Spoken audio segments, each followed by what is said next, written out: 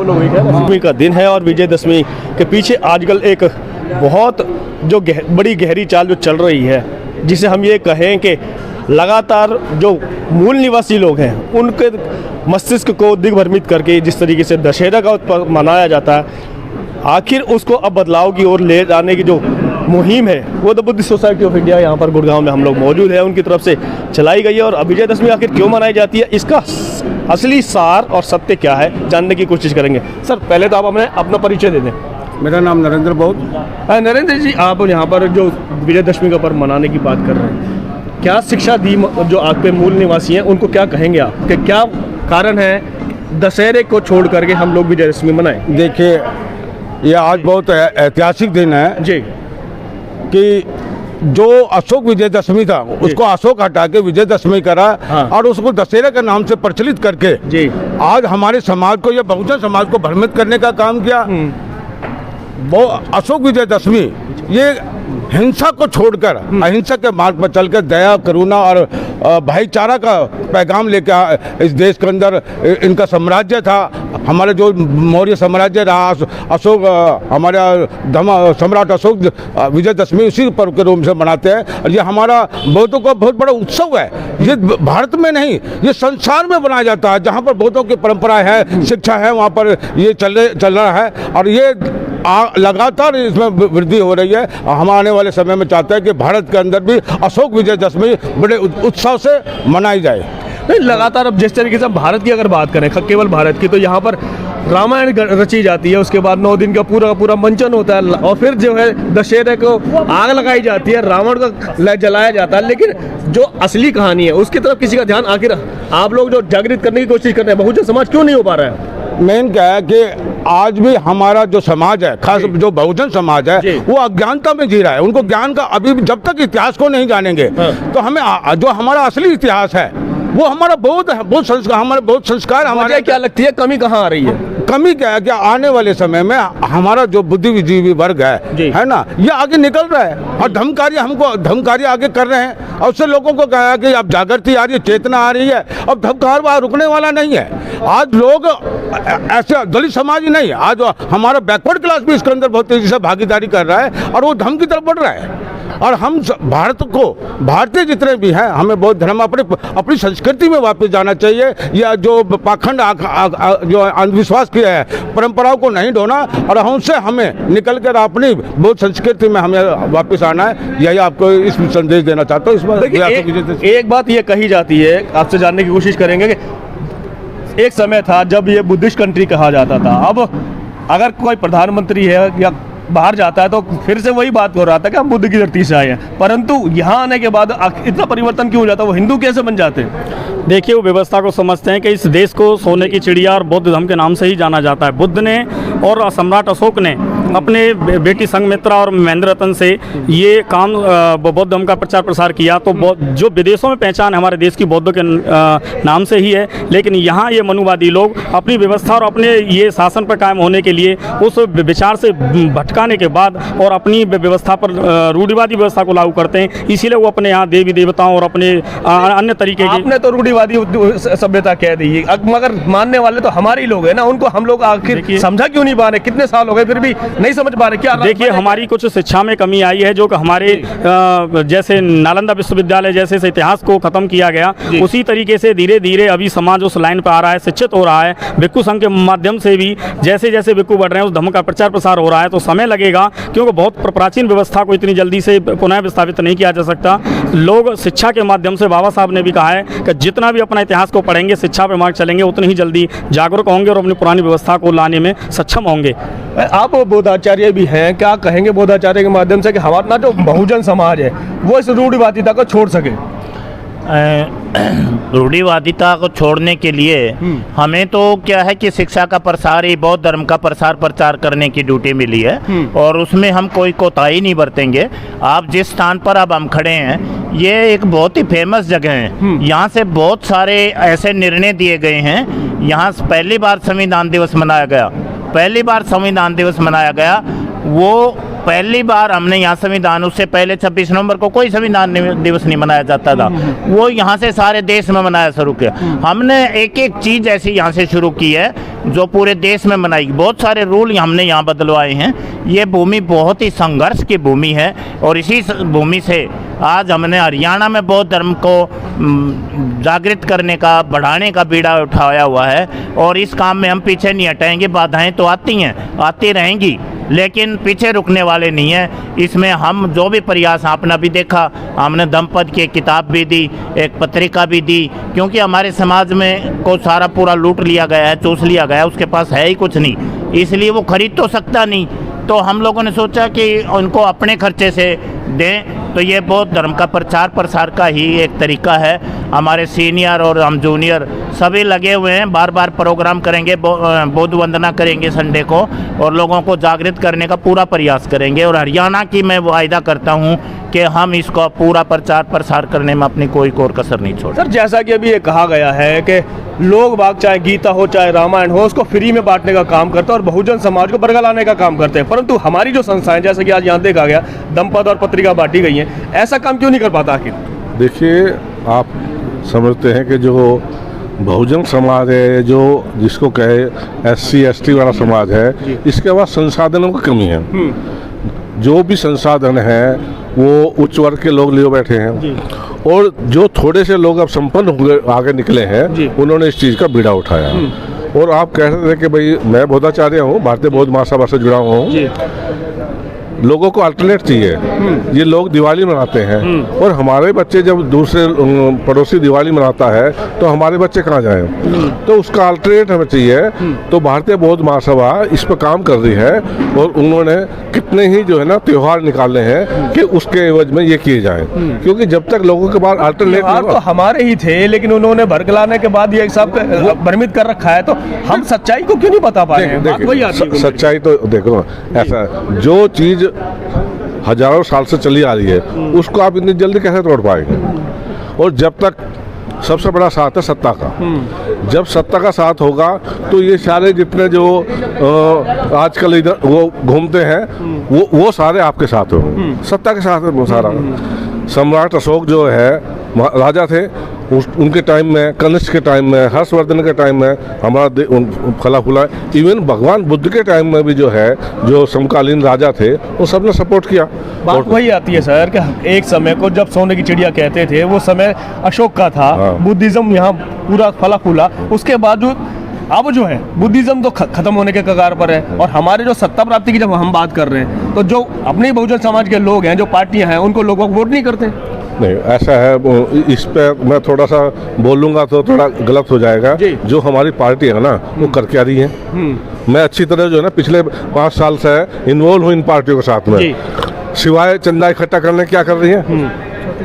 ये कर भी सच्चाई है। चंदा इकट्ठा करने का नाम लेके पूछ लो, मैं अमाउंट तो बता दूं लोग क्या कर रहे हैं। बिल्कुल ठीक। तो जब तक ये ईमानदारी नहीं होंगे ना, चाहे कोई सी पार्टी हो, जब तक ईमानदारी नहीं आएगी ना, तो सत्ता प्राप्ति भी नहीं हो सकती। विकल्प क्या है आखिर? क्या लोग बाग जो है क्या करें क्या ना करें, इसमें असमंजस में फंसे हुए हैं। आपका क्या संदेश है उसमें? विकल्प तो यही है कि हम जो है ना, जैसा आज ये जो भी हमारी सो कॉल्ड पार्टी है, क्या हाल हो गया, इनको अपने आप को सुधारना होगा और ये सुधरेंगे ऐसे ही जब इनका ये हाल होगा, तब निकल कर आएंगे, अच्छे लोग निकल कर आएंगे। ऐसा नहीं है कि सारे लोग बुरे हैं, अच्छे भी हैं और वो मतलब परेशान भी हैं इस बात से कि भाई हम इस सारा कुछ दे रहे हैं, पार्टियों को दे रहे हैं और मिल कुछ नहीं रहा, तो वो लोग निकल कर आएंगे, समय आएगा और ये देश जो है फिर जो है सोने की चिड़िया होगा और इस देश पर बहुजनों का राज होगा, बाबा साहब का सपना पूरा होगा। तो आप सुन रहे थे और जान रहे थे, ये बात एकदम सत्य है कि अगर आप अपने मत पर अड़े रहें, अपने विचारधारा पर अड़े रहें, तो वो दिन ज़्यादा दूर नहीं है कि जब हम वापस सत्ता प्राप्ति के साथ साथ बुद्धिज़्म को भी अपना सकते हैं। ये जो रूढ़िवादिता है, हालांकि आजकल इस पर कुठाराघात तो हो ही रहा है, लेकिन हमारे ही जो त्यौहार थे उनको इन्होंने धर्म परिवर्तित कर दिया, धर्म में तब्दील कर दिया और आज जो पाखंडवाद बढ़ रहा है वो किसी से छुपा नहीं है, जग जाहिर है। इसको खात्मा करने के लिए बौद्धाचार्य जैसे लोग जब तक हमारे साथ मौजूद हैं, लगातार ये संघर्ष चलता रहेगा और संघर्ष चलता आया भी है। और कितना संघर्ष चलता है, ये देखने वाली बात है कि लोग कितनी जल्दी जागरूक होते हैं, बहुजन समाज कितनी जल्दी जागरूक होता है, एकजुट होता है। सबसे बड़ी बात है एकजुट होने की, क्योंकि जब तक 85% की हम बात करते हैं, 15% राज कर रहा है इस वजह से, क्योंकि बहुजन समाज जो है 85% तो बटा हुआ है, और जब वो एकजुट होगा तभी बात आगे बढ़ेगी। हमारे साथ एक शख्स और भी मौजूद है, बात करेंगे सर से। सर, अपना परिचय देते हुए हमें ज़रूर ये बताएं कि आखिर जैसे हमने कहा अभी कि बहुजन समाज जो 85% है, उसके बावजूद भी ना तो धर्म का प्रचार बढ़ रहा है और ना ही राजनीति की ओर बढ़ रहा है, वजह क्या? सबसे पहले तो मैं अपना परिचय देता हूँ कि मेरा नाम एकनाथ ढोने है और मैं बेसिकली नागपुर महाराष्ट्र से हूँ। Very good. और पिछले 26 साल से मैं world number company Hero MotoCorp में as a senior technician service करता हूँ। Very good. जो आपने जो सवाल किया था जी, इसके पीछे एक हम 85% की बात करते हैं, हाँ। लेकिन एक्चुअली देखो तो हम 85% लोग के इस समाज के लिए काम कर रहे हैं? नहीं कर रहे। नहीं कर रहे। हम लोग सब लोग अपने अपने स्वार्थ के लिए काम कर रहे हैं। मेरी यहाँ पे मंच पे फोटो आना चाहिए, मैं यहाँ चेयर पे बैठना चाहिए और मेरा ओहदा सबसे ऊपर दिखना चाहिए। ये चल रहा है आजकल। ये चल रहा है। जब तक ये लोगों के मन में ये मानसिकता रहेगी, हमारा समाज जो 85% की बात करते हैं, ये खाली का हवा सपना है। बाबा साहब ने बोला है कि जब तक सत्ता की चाबी हमारे हाथ में नहीं आएगी, हम कुछ नहीं कर सकते। और सत्ता की चाबी कैसे आएगी? आज हमारा संगठन, बाबा साहब ने संगठन की बात की है जी, लेकिन आज हम संगठन के नाम पे छोटे छोटे एक छोटे छोटे दल बना के संगठन बना करके रखे हुए हैं। जैसे हम छोटे छोटे दल बना के रखे, हर दल का अपना अपना प्रधान है जी। वो प्रधान ना उससे बात करता, ना वो उससे बात करता है, और ये हमारे समाज की सबसे बड़ी कमी है। तो ये कमी कैसे दूर हो, आप थोड़ा सा इस पे फोकस बताएं। ये कमी दूर करने के लिए सबसे पहले तो हमें जो हमारे समाज के जो सक्षम लोग हैं जी, जो आज अपने आप को सक्षम बोलते हैं, सक्षम है, तो उनको समाज में खुल के आना पड़ेगा। अच्छा, खुल के आना पड़ेगा, अपने विचार रखने पड़ेंगे। और लोग बाग एक दूसरे से कटते हैं, अपने ही लोगों को से दूर भागते हैं। थोड़ा बहुत कोई पढ़ लिख जाता है तो अनपढ़ से दूर भागता है, थोड़ा पैसे वाला हो जाता है तो गरीब से दूर भागता है। कैसे आप एकजुट करने की बात करेंगे? एकजुट देखो, ये शिक्षा से होगा या विचारों से होगा। हाँ। ये हमारा इतना बड़ा भवन है, हाँ। यहाँ पे हमें एक भिक्षु भी चाहिए जी। कई बार हमें लगता है कि हम अपने घर में कोई प्रोग्राम करें या कुछ करें, लेकिन हमारे पास भिक्षु नहीं है। हाँ। इधर उधर से कैसे बुलाना पड़ता है, कई यमुनानगर से आते, कई दिल्ली से आते हैं। और ये भिक्षु जो है हमारे एक समाज के, जैसे हमें जो संदेश देते हैं, हमारे समाज के बारे में प्रचारक है जी। अब ये हमारे पास नहीं है, तो इसकी वजह से भी हमें बहुत बड़ी समस्या आती है। तो हम तो ये भी चाहते हैं कि भाई यहाँ पे हमारा एक भिक्षु हो। मैं भी एक संगठन में काम करता हूँ जी। हमारा संगठन है सशक्त भीम समाज। सशक्त भीम। सर, एक बार आप इधर आ जाए, मैं दोबारा आपसे बात करना चाहूँगा। देखिए, वही बात जैसे अभी इन्होंने खुद कहा, कई सारे दल, कई सारे संगठन बने हुए हैं, लाखों की संख्या में दल हैं, लाखों की संख्या में संगठन है, मगर वो एकजुट क्यों नहीं होते? क्यों अपने आप को सर्वोपरि मानने को तैयार हैं और क्यों बहुजन समाज को बांटे हुए? सवाल सबसे बड़ा ये सवाल बिल्कुल आपका वाजिब सवाल है जी, और ये रहेगा, क्योंकि हर व्यक्ति अपने आप को अलग दिखाना चाहता है कि मेरा भी कुछ लोग साथ हैं, मैं भी प्रधान हूँ, चाहे वो गली का ही प्रधान हो। वो अपने आप की ख्याति चाहता है, मान चाहता, सम्मान चाहता है। और जब तक ये प्रवृत्ति रहेगी समाज में, तब तक मेरे हिसाब से भला होने वाला नहीं है। हर एक व्यक्ति को अपना स्वाभिमान छोड़ के, लोग बाग इगोइस्टिक हो गए हैं। हाँ बिल्कुल है, इगोइस्टिक है जी। अपना स्वाभिमान छोड़ के समाज के लिए काम करना पड़ेगा।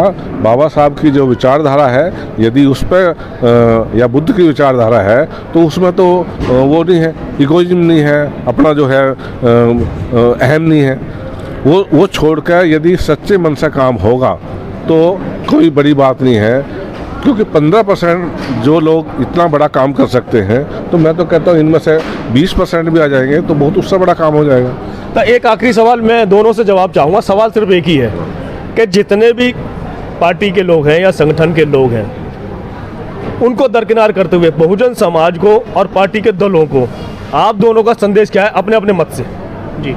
संदेश तो बस ज़्यादा नहीं है, लोग जो है ईमानदारी से काम करें। कोई ये, चाहे वो दल हो, चाहे वो हाँ, कोई ये ना सोचा कि मेरे साथ कोई आएगा। यदि कोई हर व्यक्ति ईमानदारी से काम करता तो मैं अकेला ही बढ़ जाऊंगा, तो मेरे पीछे लोग आ जाएंगे। बस सर, मैं तो आपके चैनल के माध्यम से जो हमारे जो छोटे छोटे संगठन हैं, उनको एक ही संदेश देना चाहूँगा। जिस तरीके से बोलते हैं कि कई सारी नदियाँ मिलकर समुद्र बनता है जी, इसी तरह से हमारी पार्टियां, जो सामाजिक पार्टियां कितने भी हो, संगठन कितने भी हो, लेकिन हमारी राजनीतिक पार्टी एक ही होना चाहिए। जब तक हमारी राजनीतिक पार्टी एक नहीं होगी, हम कहीं भी अपना अस्तित्व नहीं बना सकते, ना ही हम राजनीति की गद्दी पे बैठ सकते हैं, ना ही कभी हमारा शासन आएगा। तो हमें बहुत बड़ी बात कह दी, बहुत बड़ी बात कह दी है इन्होंने कि जब तक हमारे संगठन एकजुट नहीं होंगे, हमारी पार्टियां एकजुट नहीं होंगी, तब तक हम ना तो सत्ता की प्राप्ति कर सकते हैं और ना ही हमारा जो बुद्धिज़्म है जिसको हम पूरे भारत में फैलाने की बात कर रहे हैं, विश्व में तो हालांकि फैल चुका है, दोबारा से जो स्थापित करने की बात कर रहे हैं वो भी पूरा नहीं हो पाएगा। ये मकसद बहुत बड़ा है और बौद्धाचार्य जैसे लोग हमें चाहिए इस प्रचार प्रसार को बढ़ाने के लिए और इस माध्यम को आगे ले जाने के लिए। आप आ जाओ भाई साहब, अपना परिचय बताते हुए क्या कहना चाहते हैं? मैं राजेश कुमार बसे गांव से।